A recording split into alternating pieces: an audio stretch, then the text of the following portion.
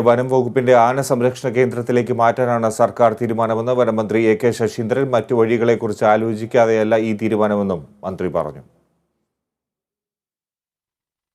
കോടതി ഈ ഉത്തരവാദിത്വം സർക്കാരിന്റെ തലയിലേക്കാണ് ഇട്ടത്. കൃത്യമായ ഒരു വിധി പ്രഖ്യാപിക്കുന്നതിന്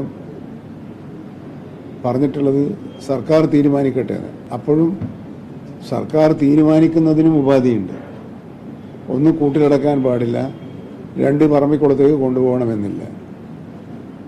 അപ്പോൾ ആ രണ്ട് ഉപാധികളുടെ ഇടയിൽ നിന്നുകൊണ്ട് മറ്റേതെങ്കിലും സ്ഥലം കണ്ടുപിടിക്കണമെന്നാണ് ബഹുമാനപ്പെട്ട കോടതി ഇപ്പോൾ നിർദ്ദേശിച്ചിട്ടുള്ളത്.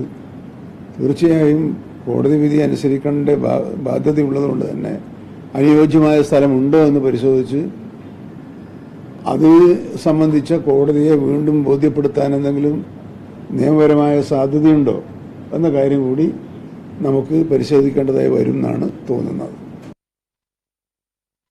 അരിക്കൊമ്പിനെ പറമ്പിക്കുളത്തേക്ക് മാറ്റുന്നതിനെതിരെയുള്ള ഹർജി തള്ളി ഹൈക്കോടതി. നെന്മാറ എം.എൽ.എ. കെ. ബാബു നൽകിയ ഹർജിയാണ് തള്ളിയത്. കേസ് ഈ മാസം 19-ന് പരിഗണിക്കും.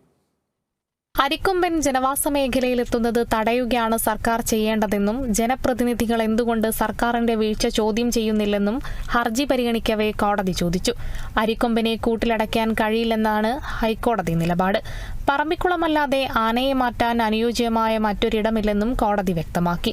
പറമ്പിക്കുളം നിർദ്ദേശിച്ചത് വിദഗ്ധ സമിതിയാണെന്നും പറമ്പിക്കുളം കോടതി നിർദ്ദേശിച്ച സ്ഥലമല്ലെന്നും അരിക്കൊമ്പനെ എങ്ങോട്ട് മാറ്റണമെന്ന് സർക്കാർ തീരുമാനിക്കണമെന്നും കോടതി പറഞ്ഞു.